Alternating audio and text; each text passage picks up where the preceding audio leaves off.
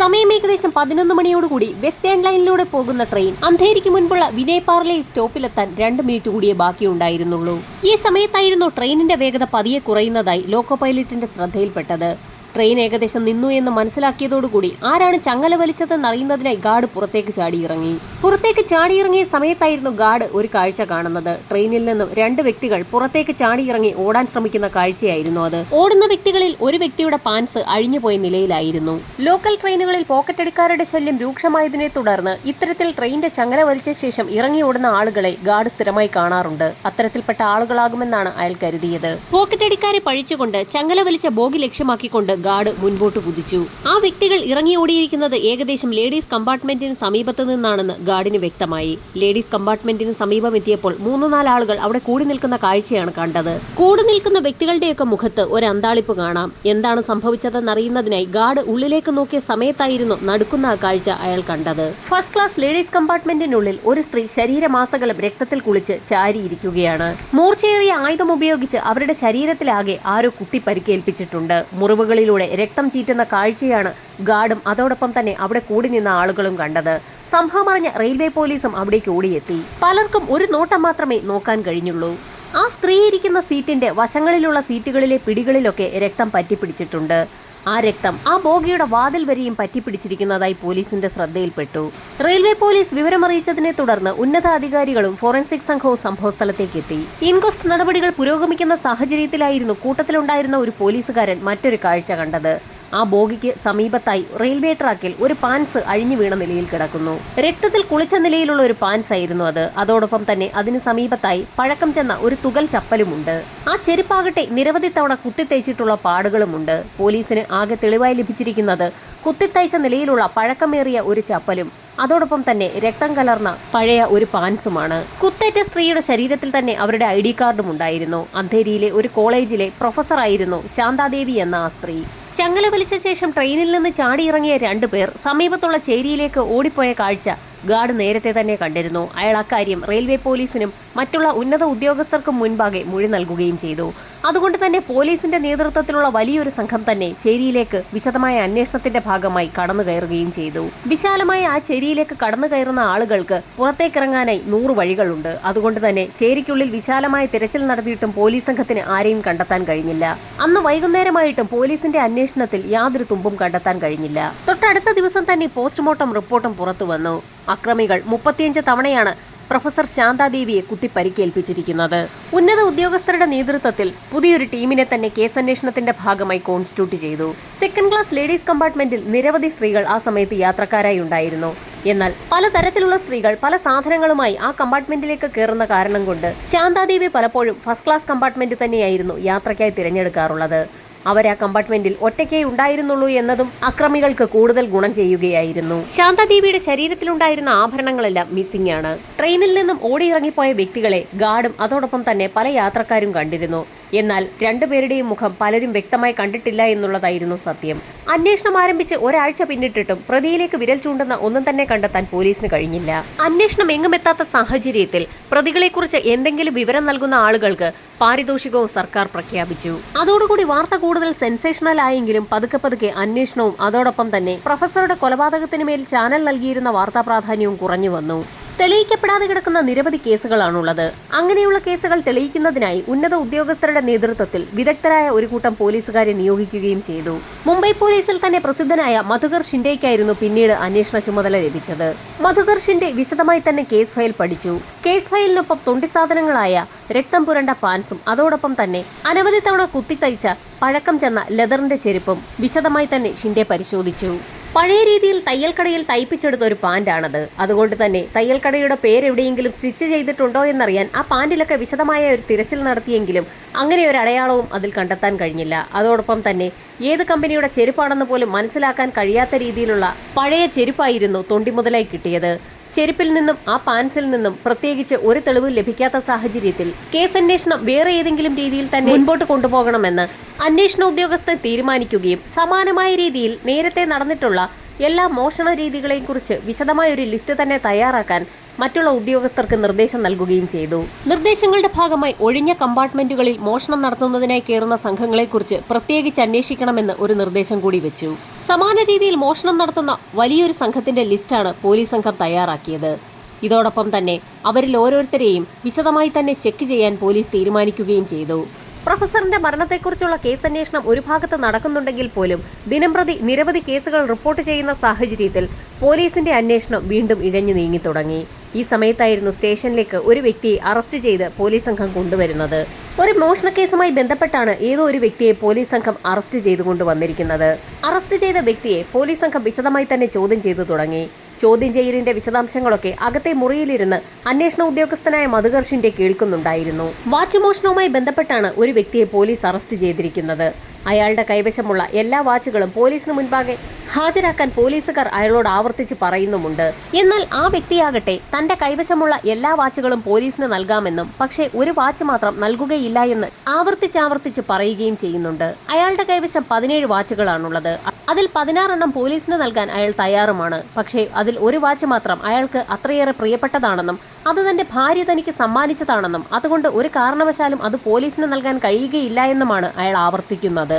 ആ വ്യക്തിയുടെ മറുപടികൾ കേട്ട ഉടൻ തന്നെ അന്വേഷണ ഉദ്യോഗസ്ഥനായ മധുകർഷിന്റെ അയാളെ തന്റെ ക്യാബിനിലേക്ക് വിളിച്ചു വരുത്തുകയും മറ്റുള്ള പോലീസുകാരെ ഒഴിവാക്കി ആ വ്യക്തിയെ ചോദ്യം ചെയ്യാൻ ആരംഭിക്കുകയും ചെയ്തു. സുധാകർ എന്നാണ് ആ വാച്ച് മോഷ്ടാവിന്റെ പേര്. ലോക്കൽ ട്രെയിനുകളിലും ബസ്സുകളിലും ഒക്കെ കയറി ആൺപെൺ വ്യത്യാസമില്ലാതെ ആ വ്യക്തികൾ പോലും അറിയാതെ അവരുടെ വാച്ച് മോഷ്ടിക്കാൻ ഒരു പ്രത്യേക കഴിവാണ് സുധാകറിനുള്ളത്. നല്ല തിരക്കുള്ള ട്രെയിനുകളിലും ബസ്സുകളിലും അതുപോലെ തന്നെ ഉത്സവ പറമ്പുകളിലുമൊക്കെയാണ് സുധാകർ തന്റെ ടെക്നിക്കുകൾ പ്രയോഗിക്കുക.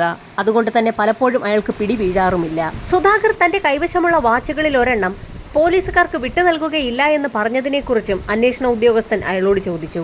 ആ സമയത്തായിരുന്നു അയാൾ തന്റെ കാര്യങ്ങളൊക്കെ പോലീസിനോട് തുറന്നു പറയുന്നത്. കൈവശമുള്ള 16 വാച്ചുകളും സുധാകർ മോഷ്ടിച്ചത് തന്നെയാണ്. എന്നാൽ കൂട്ടത്തിലുണ്ടായിരുന്ന 17ാമത്തെ വാച്ച് അയാളുടെ ഭാര്യ ജോലി ചെയ്ത് സമ്പാദിച്ചു കൊടുത്തതാണ്. വലിയ അല്ലലൊന്നുമില്ലാതെ കഴിഞ്ഞുകൂടുന്നതിനിടയിലായിരുന്നു സുധാകറിന്റെ ഭാര്യയ്ക്ക് ഒരു ആക്സിഡന്റ് സംഭവിക്കുന്നതും അവർക്ക് ജോലിക്ക് പോകാൻ കഴിയാതെ വരുന്നതും. അതോടുകൂടി ഭാര്യയെ ചികിത്സിക്കുന്നതിനും മറ്റാവശ്യങ്ങൾക്കുമായി സുധാകറിനും ജോലിക്ക് പോകാൻ കഴിയാതെയായി. അങ്ങനെയാണ് ആ കുടുംബം തീർത്തും പട്ടിണിയിലേക്ക് മാറുന്നത്. അങ്ങനെയാണ് താൻ വാച്ച് മോഷണത്തിലേക്ക് ഇറങ്ങിയതെന്നുകൂടി സുധാകർ എന്ന വാച്ച് മോഷ്ടാവ് അന്വേഷണ ഉദ്യോഗസ്ഥനായ മധുകർ ഷിൻഡെയോട് പറഞ്ഞു. എന്നിരുന്നാലും തെറ്റ് ചെയ്ത സാഹചര്യത്തിൽ സുധാകറിന് 6 മാസത്തെ ശിക്ഷ ലഭിക്കുമെന്നും ശിക്ഷ കഴിഞ്ഞ് പുറത്തിറങ്ങുന്ന സാഹചര്യത്തിൽ അയാളുടെ പ്രിയപ്പെട്ട വാച്ച് തിരികെ നൽകാമെന്നും അന്വേഷണ ഉദ്യോഗസ്ഥനായ മധുകർ ഷിൻഡെ അയാൾക്ക് വാക്കുകൊടുത്തു.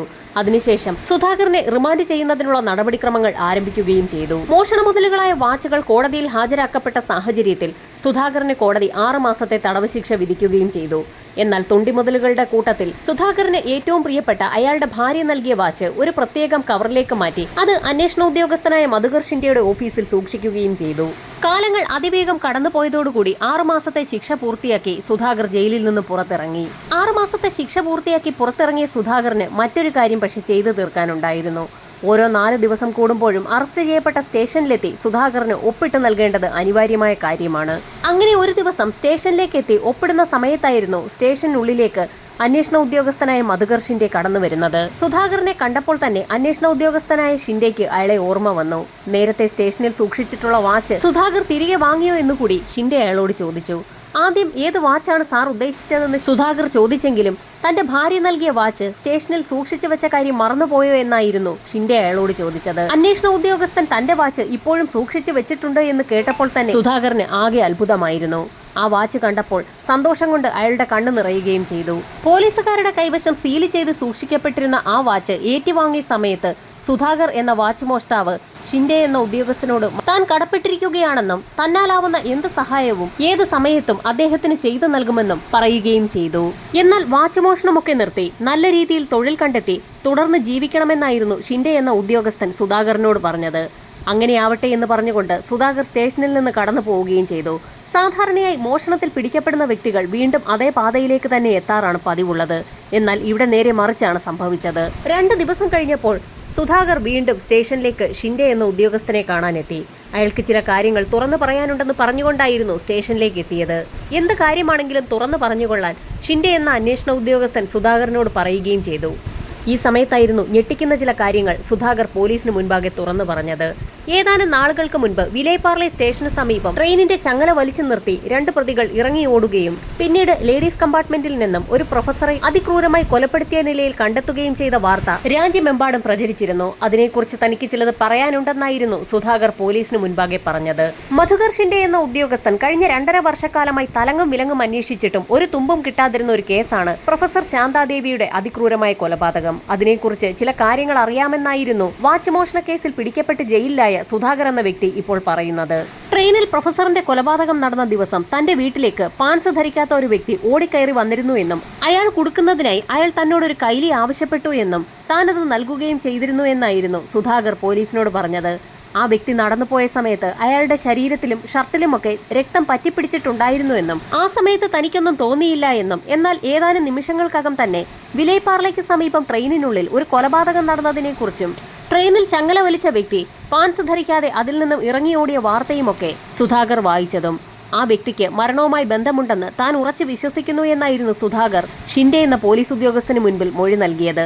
പ്രൊഫസറിന്റെ കൊലപാതകത്തെക്കുറിച്ച് ഒരു തെളിവ് ലഭിക്കാതെ ഇരിക്കുന്ന സാഹചര്യത്തിലാണ് ഷിൻഡെ എന്ന അന്വേഷണ ഉദ്യോഗസ്ഥന് മുൻപിലേക്ക് സുധാകർ എന്ന വ്യക്തി ഇപ്പോൾ പുതിയൊരു കഥയുമായി എത്തിയിരിക്കുന്നത്. അത് മാത്രവുമല്ല, നടുക്കുന്ന ചില കാര്യങ്ങൾ കൂടിയായിരുന്നു പിന്നീട് സുധാകർ പോലീസിനോട് പറഞ്ഞത്. അന്ന് ആ വീട്ടിലേക്ക് വന്ന വ്യക്തികളെ തനിക്കറിയാമെന്നും അവർ തന്നെ പോലെ വാച്ച് മോഷ്ടിക്കുന്നവരല്ല എന്നും ആളുകളുടെ മാലയും പേഴ്സുമൊക്കെയാണ് അവർ മോഷ്ടിക്കുന്നതെന്നും അയാൾ പോലീസിന് മൊഴി നൽകി. തന്റെ വീട്ടിലേക്ക് ഉടുക്കുന്നതിനായി കൈലി അന്വേഷിച്ചെത്തിയ വ്യക്തിയുടെ പേര് കൊയാമെന്നാണെന്നും അയാളെ അങ്ങനെ സുഹൃത്തുക്കൾ വിളിക്കുന്നത് താൻ കേട്ടിട്ടുണ്ടെന്നും എന്നാൽ മോഷണം എതിർത്തു കഴിഞ്ഞാൽ ആ വ്യക്തികളെ കൊലപ്പെടുത്താൻ പോലും കൊയാം മടിക്കാറില്ല എന്നും അയാൾ അതിക്രൂരനാണെന്നും സുധാകർ പോലീസിന് മൊഴി നൽകി. ദിവസങ്ങൾക്ക് മുൻപ് കൊയാമിനെ വീണ്ടും ബസ്സിൽ വെച്ച് കണ്ട സാഹചര്യത്തിലായിരുന്നു തനിക്ക് ആ കാര്യങ്ങൾ ഓർമ്മ വന്നതെന്നും അതുകൊണ്ടാണ് ഇപ്പോൾ പോലീസിൽ മൊഴി നൽകാൻ എത്തിയതെന്നുകൂടി സുധാകർ പോലീസിനോട് പറഞ്ഞു. അതുമാത്രവുമല്ല, കൊയാമിനെ പിടികൂടുന്ന സാഹചര്യത്തിൽ അയാൾ തന്റെ വീട്ടിലെത്തി കൈലി ചോദിച്ച കാര്യമൊന്നും പോലീസുകാർ അയാളോട് ചോദിക്കരുതെന്നും ഏതെങ്കിലും കാരണവശാൽ അയാൾ പുറത്തിറങ്ങുന്ന ഒരു സാഹചര്യമുണ്ടായാൽ തന്നെ വകവരുത്താൻ പോലും കൊയാം മടിക്കില്ല എന്നുകൂടി സുധാകർ പോലീസിനോട് പറഞ്ഞു. സുധാകറാണ് കൊയാമിനെ ഒറ്റിയതെന്നറിഞ്ഞാൽ അയാളെ പോലും വകവരുത്താൻ കൊയാം മടിക്കില്ല എന്നുള്ള കാര്യം പോലീസിന് ബോധ്യമായി. സുധാകറിനെ ഒരു കാരണവശാലും ഒറ്റുകയില്ല എന്ന് പോലീസ് സംഘം പറഞ്ഞതിന് ശേഷം അയാളെ അവിടെ നിന്ന് യാത്രയാക്കി. തുടർന്ന് കൊയാം എന്ന വ്യക്തിയിലേക്ക് അന്വേഷണം കേന്ദ്രീകരിക്കാൻ തന്നെ ഷിൻഡെ എന്ന ഉദ്യോഗസ്ഥൻ പോലീസുകാർക്ക് നിർദ്ദേശവും നൽകി. സംഭവം നടന്ന ദിവസം ട്രെയിനിൽ നിന്നിറങ്ങിയോടിയ കൊയാം ഓടിക്കയറിയ ചേരിയിൽ തന്നെയാണ് അയാളുടെ താമസ സ്ഥലവും. ചേരിയിൽ വിശദമായ തിരച്ചിൽ നടത്തിയപ്പോൾ അയാളെക്കുറിച്ചുള്ള കൂടുതൽ വിവരങ്ങൾ പോലീസിന് ലഭിക്കുകയും ചെയ്തു. എന്നാൽ ശാന്താദേവിയുടെ കൊലപാതകത്തിന് ശേഷം വിലേപ്പാർലയിൽ നിന്നും അയാളുടെ നാട്ടിലേക്ക് മടങ്ങിയെന്നുള്ള വിവരമാണ് പോലീസിന് ലഭിച്ചത്. അയാൾ തന്റെ നാട്ടിൽ ഒരു സൈക്കിൾ ഷോപ്പ് നടത്തുകയാണെന്നുള്ള വിവരം കൂടി പോലീസിന് ലഭിച്ചു. അധികം വൈകാതെ തന്നെ പോലീസിന്റെ വലയിൽ കൊയാം കുടുങ്ങുകയും ചെയ്തു. അറസ്റ്റ് ചെയ്യപ്പെട്ട കൊയാമിനെ പോലീസ് സംഘം സ്റ്റേഷനിലെത്തിച്ച് ചോദ്യം ചെയ്യൽ ആരംഭിച്ചു. പോലീസ് സംഘം തലങ്ങും വിലങ്ങും ചോദ്യങ്ങൾ ആവർത്തിച്ച് ചോദിച്ചിട്ടും കൊയാം കുലുങ്ങിയതേയില്ല. നേരത്തെ അല്ലറ ചില്ലറ മോഷണങ്ങളൊക്കെ നടത്തിയിരുന്നെങ്കിൽ പോലും ഇപ്പോൾ ഒരു സൈക്കിൾ ഷോപ്പിട്ട് വളരെ സ്വതന്ത്രമായ ഒരു ജീവിതം നയിക്കുന്നു എന്നുള്ള സ്റ്റാൻഡിൽ തന്നെയാണ് കൊയാം ഉറച്ചു നിന്നത്. പ്രഗത്ഭരായ ഉദ്യോഗസ്ഥർ മാറി മാറി 30 മണിക്കൂറോളമാണ് കൊയാമിനെ ചോദ്യം ചെയ്തത്. എന്നിട്ടും അയാളിൽ നിന്നും ഒരു തുമ്പും പോലീസിന് ലഭിച്ചില്ല. പോലീസിന്റെ മുൻപിൽ ചോദ്യം ചെയ്യലിനുള്ള സമയപരിധി അവസാനിക്കാറായി. ഇനി 10 മണിക്കൂറുകൾ കൂടി മാത്രമേ അവർക്ക് കൊയാമിനെ ചോദ്യം ചെയ്യാൻ ലഭിക്കുകയുള്ളൂ. അതുകൊണ്ട് തന്നെ എത്രയും വേഗം സത്യങ്ങൾ കൊയാമിനെ കൊണ്ട് പറയിക്കണമെന്ന് തന്നെ അന്വേഷണ ഉദ്യോഗസ്ഥനായ ഷിൻഡെ തീരുമാനിച്ചു. കൊയാമിനെ കൊണ്ട് എങ്ങനെ സത്യം പറയിക്കാമെന്ന് തലപുകച്ച് ആലോചിക്കുന്നതിനിടയിലായിരുന്നു ഷിൻഡെയുടെ കണ്ണിൽ ഒരു കാര്യം പെടുന്നത്. കൊയാമിന്റേതെന്ന് കരുതപ്പെടുന്ന 2 തൊണ്ടിമുതലുകളാണ് പോലീസിന്റെ കൈവശമുള്ളത്. ഒന്ന് അയാളുടെ പോലീസ് കസ്റ്റഡിയിലുള്ള രക്തക്കറ പുരണ്ട ഒരു പാൻസും അതോടൊപ്പം തന്നെ പൊട്ടിപ്പോയതിനെ തുടർന്ന് നിരവധി തവണ തുന്നിച്ചേർത്തിട്ടുള്ള ഒരു പഴയ തുകൽ ചെരുപ്പും. അത് തീർത്തും ലോക്കലായിട്ടുള്ള ഒരു ചെരുപ്പാണ്. അതിലേക്ക് കുറെ സമയം നോക്കിയപ്പോഴായിരുന്നു അതിലെ തയ്യലുകളൊക്കെ അന്വേഷണ ഉദ്യോഗസ്ഥൻ ഷിൻഡെയുടെ ശ്രദ്ധയിൽപ്പെടുന്നത്. അത്തരത്തിലുള്ള തയ്യലുകൾ തയ്ച്ചിട്ടുള്ള വ്യക്തിക്ക് ആ ചെരുപ്പ് ഒരുപക്ഷെ തിരിച്ചറിയാൻ സാധിച്ചേക്കും. ഉടൻ തന്നെ ഷിൻഡെയുടെ നേതൃത്വത്തിലുള്ള ഒരു സംഘം പോലീസുകാർ ലോക്കൽ ഏരിയയിലൊക്കെ ഒരു അന്വേഷണം നടത്തുന്നതിനായി പുറപ്പെടുകയും ചെയ്തു. ചെരുപ്പുകുത്തിയെ കണ്ടെത്തുന്നതിനുള്ള ശ്രമത്തിന്റെ ഭാഗമായി ഒരു സംഘം പോലീസുകാർ ചെരുപ്പുകുത്തികൾ കൂടുതലായുള്ള ലോക്കൽ ഏരിയകൾ കേന്ദ്രീകരിച്ച് ഒരു അന്വേഷണം ആരംഭിച്ചു. മേലുദ്യോഗസ്ഥനായ ഷിൻഡെ അങ്ങനെ ഒരു ഉത്തരവിട്ടെങ്കിൽ പോലും ചെരുപ്പുകുത്തിയെ കണ്ടെത്താൻ കഴിയുമെന്നുള്ള യാതൊരു പ്രതീക്ഷയും അന്വേഷണത്തിന് പോയ ഉദ്യോഗസ്ഥർക്കില്ലായിരുന്നു. പക്ഷെ തീർത്തും അതിശയമെന്ന് പറയാം, ഉച്ചയോടടുപ്പിച്ച് തന്നെ ആ ചെരുപ്പുകുത്തിയെ കണ്ടെത്താൻ പോലീസിന് കഴിഞ്ഞു. അയാളെ കൈയോടെ പോലീസ് സ്റ്റേഷനിൽ ഹാജരാക്കുകയും ചെയ്തു. തുക്കാറാം എന്നൊരു വ്യക്തിയായിരുന്നു ആ ചെരുപ്പുകുത്തി. നിരവധി പേരുടെ ചെരുപ്പുകൾ തയ്ക്കുന്നതിനിടയിൽ ഇത്തരത്തിലൊരു ചെരുപ്പ് തയ്ച്ച കാര്യം എന്തുകൊണ്ടാണ് തുക്കാറാം ഓർത്തു വെച്ചിരിക്കുന്നതെന്ന് പോലീസിന് അതിശയം തോന്നി. എന്നാൽ അതിന് ഞെട്ടിക്കുന്ന ഒരു മറുപടിയായിരുന്നു ആ ചെരുപ്പുകുത്തി പറഞ്ഞത്. യഥാർത്ഥത്തിൽ സേട്ട് എന്ന് പറയുന്ന പ്രഗത്ഭനായ ഒരു വ്യക്തിയുടേതാണ് ആ ചെരുപ്പെന്നും ഒരു തവണ അത് തയ്ക്കാൻ സേട്ട് തന്നെ സമീപിച്ചിരുന്നു എന്നും അത് തയ്ച്ചു നൽകിയതിന് വലിയൊരു തുക പ്രതിഫലമായി നൽകിയതുകൊണ്ടാണ് താൻ ഇപ്പോഴും ഓർത്തിരിക്കുന്നതെന്നുമായിരുന്നു ആ ചെരുപ്പുകുത്തി പോലീസിനോട് പറഞ്ഞത്. ഉടൻ തന്നെ ഷിൻഡെയുടെ നിർദ്ദേശത്തിൽ ഒരു പോലീസുകാരൻ അകത്തെ മുറിയിലുണ്ടായിരുന്ന കൊയാമിനെ പുറത്തേക്ക് കൊണ്ടുവരികയും ചെരുപ്പുകുത്തിയെ കാണിച്ചു കൊടുക്കുകയും ചെയ്തു. ആ സമയത്ത് തന്നെ ചെരുപ്പുകുത്തിക്ക് ആകെ അതിശയമാണ് തോന്നിയത്. ഇത് തന്നെയാണ് സേട്ടെന്നും എന്നാൽ പണക്കാരനായ സേട്ടിനെ എന്തുകൊണ്ടാകാം പോലീസുകാർ പിടിച്ചു വെച്ചിരിക്കുന്നതെന്നുമായിരുന്നു ചെരുപ്പുകുത്തിയുടെ സംശയം. ചെരുപ്പുകുത്തി തന്നെ തിരിച്ചറിഞ്ഞു എന്ന് മനസ്സിലാക്കിയ നിമിഷത്തിൽ കൊയാമിന്റെ മുഖം ആകെ വിളറി വെളുത്തു.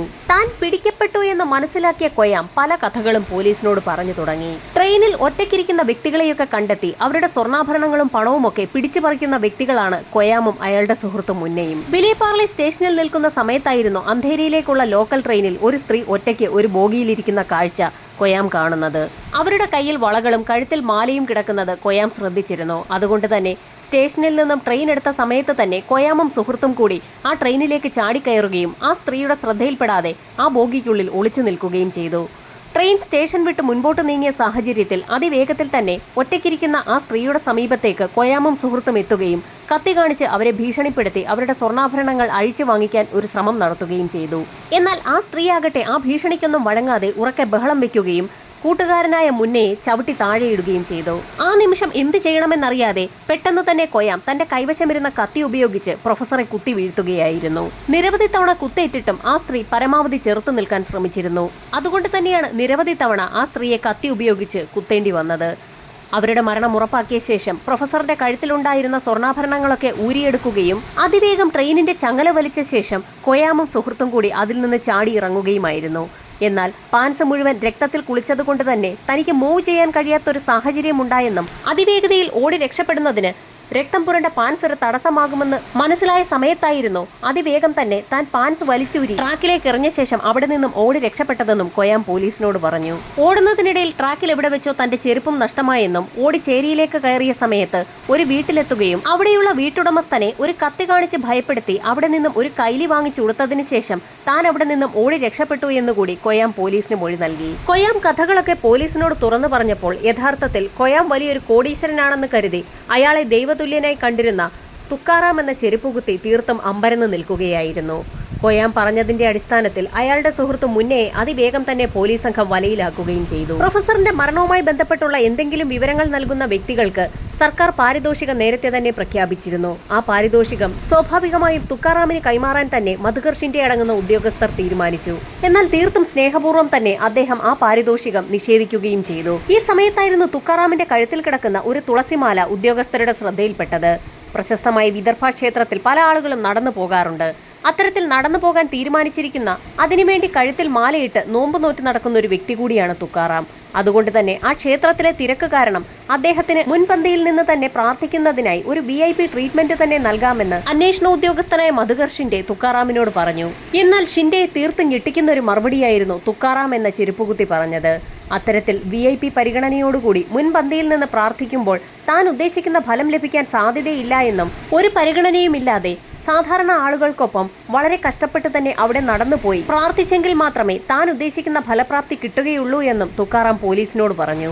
ഇത്രയും വലിയ മനസ്സുള്ള തുക്കാറാമിനോട് പിന്നീട് എന്ത് പറയണമെന്ന് തന്നെ അന്വേഷണ ഉദ്യോഗസ്ഥർക്ക് അറിവില്ലായിരുന്നു. തുക്കാറാം പറഞ്ഞതനുസരിച്ച് ഒരു ചായ വാങ്ങി നൽകി പോലീസുകാർ വളരെ ആദരവോടുകൂടി തന്നെ അയാളെ അവിടെ നിന്ന് യാത്രയാക്കി. നേരത്തെ സുധാകർ എന്ന വാച്ച് മോഷ്ടാവ് പറഞ്ഞതനുസരിച്ച് തന്നെ കൊയാം എന്ന വ്യക്തിയെ കൊണ്ട് പോലീസിന് കുറ്റം സമ്മതിപ്പിക്കാൻ കഴിയുമായിരുന്നു. സുധാകർ എന്ന വ്യക്തി നേരത്തെ ഒരു മോഷ്ടാവായിരുന്നെങ്കിൽ പോലും അയാളിലെ നന്മ തിരിച്ചറിഞ്ഞ് അയാൾക്ക് കൊടുത്ത വാക്ക് പാലിക്കുന്നതിന് വേണ്ടിയായിരുന്നു മധുകർ എന്ന അന്വേഷണ ഉദ്യോഗസ്ഥൻ കൊയാം എന്ന കുറ്റവാളിക്ക് മുൻപിൽ അയാളെ ഒറ്റുകൊടുക്കാതിരുന്നത്. കോടതിയിൽ വിചാരണ ആരംഭിച്ച സമയത്ത് ഏറ്റവും നല്ല അന്വേഷണ ഉദ്യോഗസ്ഥനുള്ള പ്രത്യേക പ്രശംസ ഉദ്യോഗസ്ഥനായ മധുകർ ഷിൻഡെ നേടുകയും ചെയ്തു.